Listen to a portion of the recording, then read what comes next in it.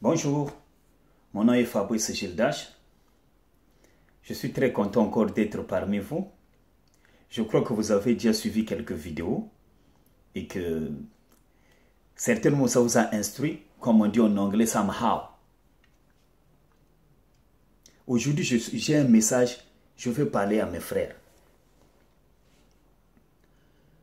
C'est un message, c'est plus pour les frères et aussi les sœurs, mais c'est plus pour les frères.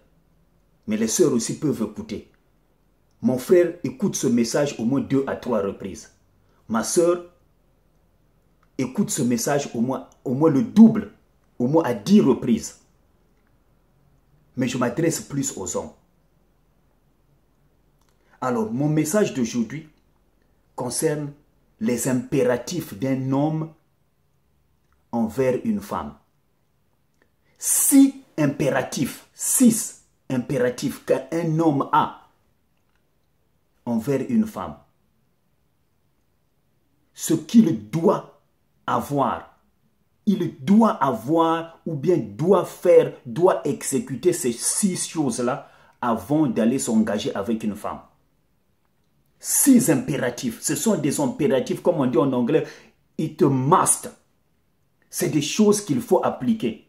Si tu veux garantir la longévité, mais si tu veux garantir la sécurité de la femme, pour ne pas frustrer la femme, pour ne pas la laisser, la laisser comme ça, tu as besoin de ces 6 choses. Première des choses, en tant qu'homme, toi, mon frère, tu as besoin d'être en présence de Dieu. Sans la présence de Dieu, tu perds la force de ta source qui t'a généré. Tu as besoin de Dieu. Tu as besoin d'une vie spirituelle.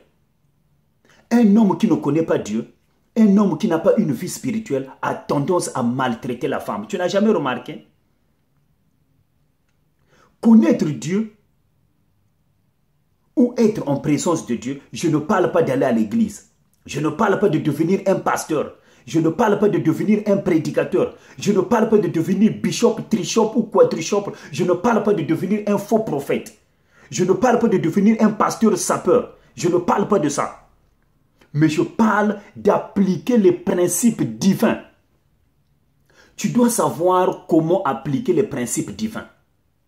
Si tu ne sais pas comment appliquer les principes divins, tu ne peux pas garantir la sécurité d'une femme. Soit elle va te fuir, ou bien elle sera frustrée. Tu ne peux rien faire. Et quand ta partenaire, ta femme, ou ta copine, ou ta partenaire, ou ta conjointe est frustrée, même si tu pries à Dieu, Dieu n'écoutera pas tes prières. Mais tout ce que tu vas faire, ça ne marchera pas. Parce que tu as frustré la femme. Donc la première des choses, mon frère, tu dois être en présence de Dieu. Ça veut dire appliquer les principes divins. Et les principes divins, on peut les trouver partout. Il y a des livres qui sont là pour comment tu peux trouver. Il y a des livres, si tu peux appeler ça des livres religieux. Il y a des livres religieux. Il y a des livres spirituels qui sont là. Qui peuvent t'aider à trouver les principes divins et à les appliquer. Avant que tu puisses aller t'engager avec la pauvre sœur d'autrui. Si tu n'es pas en présence de Dieu, si tu ne peux pas appliquer les principes divins, ça ne sert pas d'aller t'engager à une personne. Tu vas frustrer cette personne-là. Tu vas la faire mal pour rien. La femme est un être délicat qu'il faut prendre avec délicatesse. Donc, si tu n'as pas un cœur de Dieu, ça sera difficile pour toi. Ça, c'était le premier impératif. Tu dois connaître les principes divins et les appliquer. Deuxième principe, deuxième impératif.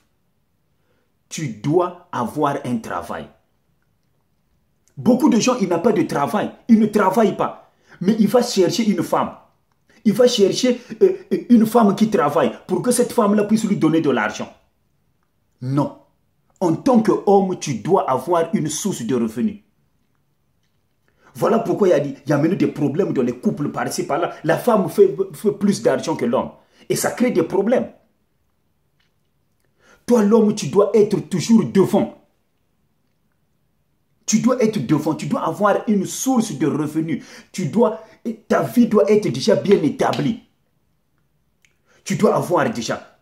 Si tu as signé un mortgage, par exemple, ici en Occident, c'est bien. Tu peux signer ton mortgage, ça c'est bien. Mais avoir au moins des économies. Parce que quand tu vas rencontrer une femme, elle va te demander, mais qu'est-ce que tu as? Et toi, ma soeur, quand un homme vient te dire que non, moi je t'aime, je vais t'épouser, ne lui pose pas la question. Ne lui pose pas la question. Alors, oh, d'accord, tu vas m'épouser. Ne sois pas trop contente. Pose-lui la question. Tu vas où? Où est-ce que tu m'amènes? Quel plan que tu as dans 50 ans? Quel plan de 50 ans que tu as?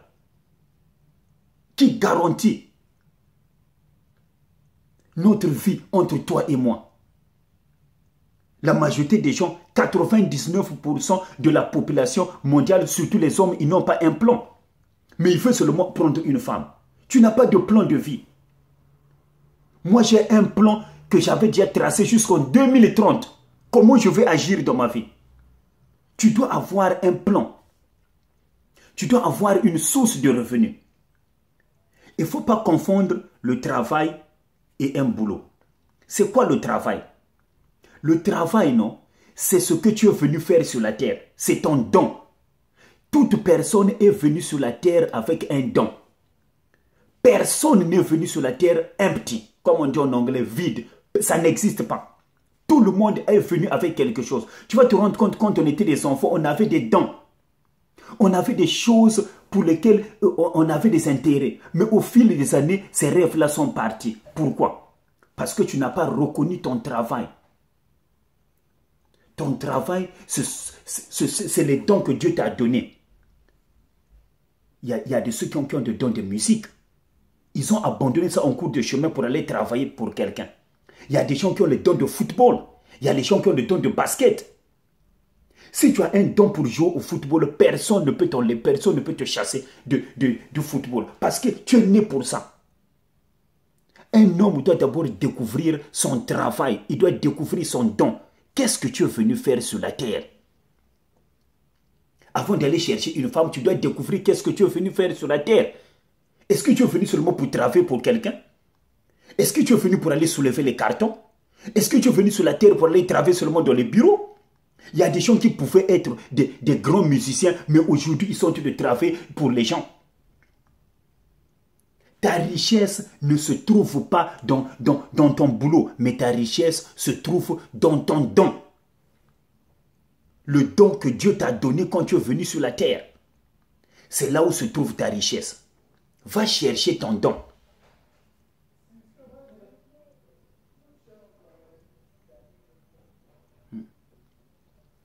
Va chercher ton don. Moi, j'ai trouvé mon don. Le don que Dieu m'avait donné, c'est de parler aux gens. Je me rappelle quand j'étais petit, quand je parlais aux gens, ma mère me disait toujours que « Ah, Fabrice, toi tu es éloquent. » Et quand je parlais, les autres enfants, ils se mettaient assis et ils m'entendaient parler, ils m'écoutaient parler. J'étais debout, je les enseignais, mais nous tous, on avait les mêmes âges, on avait peut-être les 9 ans, les 10 ans. Quand je parlais aux gens, je me mettais toujours debout pour leur expliquer. Ce n'est qu'après que j'ai réalisé que je suis né pour parler aux gens. Dieu m'a donné le don de parler. Et parler pour moi aux gens est devenu une passion. Je commence à beaucoup parler aux gens parce que c'est une passion. Ce n'est pas quelque chose que je force. Je ne force pas ça. Ça vient naturellement. Parce que je suis venu sur la terre pour parler aux gens. Et toi, mon frère, cherche un don. Cherche quelque chose pour lequel les gens vont se rappeler. Aujourd'hui, les petites vidéos que je suis en train de faire, le jour que moi je veux mourir, à la veillée, vous allez mettre ces vidéos-là. Vous allez vous rappeler de moi. Et vous allez maintenant écouter ce que j'étais en train de dire. Pour le moment, vous ne trouvez pas d'importance. Mais un jour, ça aura de l'importance. Cherche ton travail, mon frère. Cherche ton travail. Cherche ton don et développe ton don. Avant que tu puisses aller chercher une femme. Troisième impératif. tu dois savoir comment cultiver une femme. Le verbe cultiver, ça veut dire amener quelque chose de bien dans quelque chose. La femme est comme une graine que tu mets sous le sol. Tu mets sous le sol et tu commences à le cultiver. Tu le cultives comment? En l'arrosant à tout moment. Et cette graine-là va faire sortir un arbre. Et cet arbre-là va donner des fruits. Si tu ne sais pas cultiver la femme, tu peux apprendre comment cultiver une femme. Comment faire sortir de la femme quelque chose de bien. La femme est un être qui a beaucoup de bonnes choses. La femme a un cœur doux. Elle est naturellement un être qui aime déjà. Voilà pourquoi Dieu ne dit pas à la femme d'aimer l'homme, mais Dieu dit à la femme de respecter l'homme. Parce que aimer pour elle, c'est naturel. La femme elle a de l'intuition. Elle est remplie d'intuition. Si tu ne sais pas cultiver une femme, tu ne pourras jamais cultiver cette intuition que Dieu a donnée à la femme. Cultive ta femme. Cultive. Apprends comment cultiver la femme. Apprends comment faire sortir quelque chose de bien d'elle. Quatrième impératif. Tu dois apprendre à protéger la femme. Si un homme ne protège pas la femme, il ne peut rien faire. Il va frustrer la femme. Tu dois apprendre à protéger. Voilà pourquoi Dieu t'a donné des muscles. Voilà pourquoi ta poitrine. Ici, un homme, il est toujours plus large que la femme. Et la femme, c'est du côté des hanches qu'elle est large. Mais du côté des épaules, l'homme est plus large. Pourquoi? Parce que Dieu t'a donné la force pour protéger la femme. Alors que toi, maintenant, tu utilises cette force-là pour abuser la femme. Tu la frappes, tu l'insultes, tu utilises ta force pour la faire du mal. Non. Utilise cette force-là pour la protéger. Toute personne qui viendra contre elle, toute personne qui viendra l'attaquer, toi, tu es là pour la protéger. Et tu vas voir, ce principe-là est plus appliqué par les animaux. Parce que les animaux, eux, ils marchent avec instinct. C'est comme quand tu programmes ton ordinateur. Donc, ils sont déjà programmés par Dieu. Dieu les avait déjà programmés comme ça. Voilà pourquoi le mâle chez les animaux, il protège. Le mâle chez les animaux protège toujours la femelle. Il protège toujours tout ce qui est sous son toit. Voilà, sous son toit. Voilà pourquoi Dieu t'a créé le premier. Toi, mon frère, si Dieu t'a créé le premier, c'est parce qu'il voulait que tu puisses protéger tout ce que tu as sous toi. Protège la femme. Apprends à protéger la femme. Si la femme a fait le karaté et les ceintures noires, toi, deviens ceinture rouge en karaté pour que tu apprennes à protéger. Dans les paroles, tu dois la protéger. Donc, physiquement, tu dois la protéger. Un homme qui n'arrive pas à protéger une femme est un homme immature. Alors, si tu es un bébé, si tu es immature, ça ne sert pas d'aller t'engager avec une femme.